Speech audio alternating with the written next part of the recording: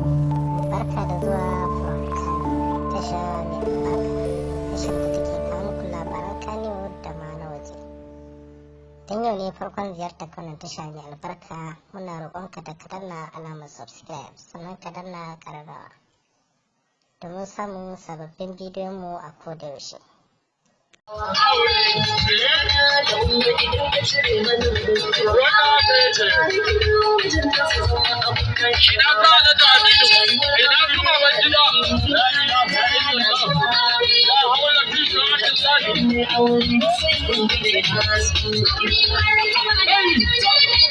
ولا قوة إلا بالله.